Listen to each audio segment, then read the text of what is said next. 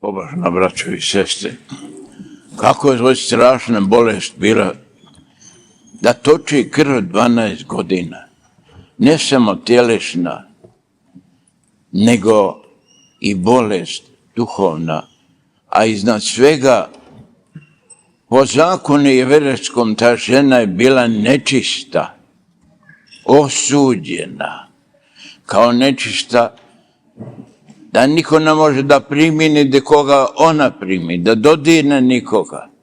Strašna patnja njena, užasna.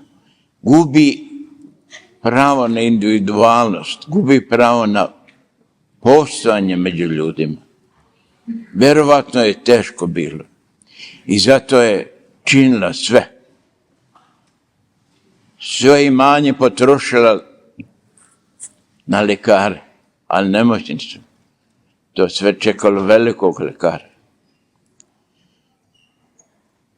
Kad pogledamo, kad je ona prišla, kad je ušla u gomilu ljudi,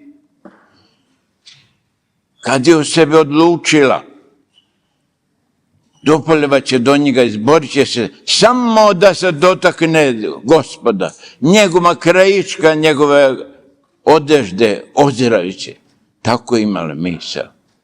Dakle, nije to bila ni magija, niti bila fiksna, niti neka fantazija, nego čista vera, samo da ga se dotkne Gospoda moga.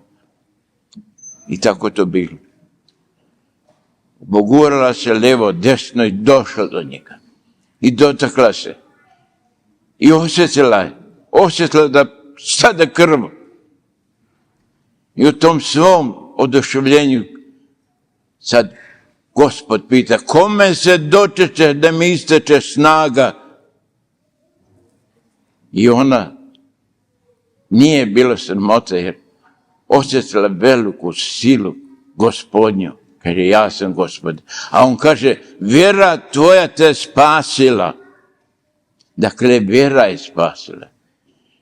Nema ni čarobenjaka, ni neke mistike, ništa, nego vera, čista vera u Gospoda da spašava. Bila je načisto u svome srcu, hoću njega i da probam njega i uspela.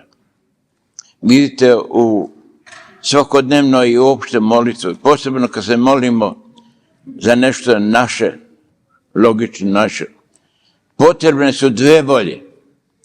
Jedna volja je svoja volja, da se izlečimo, da dobijemo nešto što je opravdano, a druga je uvijek povoljna i prisutna Hristu. Hristos, Bog je druga volja. On uvijek voljno pomogne.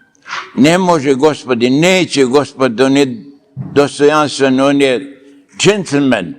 Neće nikada bez naše volje da pomogne. Uzalud. Ali kad se od te dve volje spoje, onda se djelo izvrši. Vi znate kako je teško pa nekada ljudima i loboli dete, loboli što. Pokuša sve, nema ništa. Čak i onaj najtvrđi komunisti, kad bi je najteže bilo, zavape, kaže, Bože, ako te ima, rodi ga u srcu, ako te ima, iscijedi. I Gospod mnogo milosti ih pomogne. Zato ne zaboravite, kad nešto se iska se dubine srca, tu nema nikakve vražbene, niti specijalno, osim čiste veri, čistoga srca. O Bože, budi milosti mi grešnim. Amin.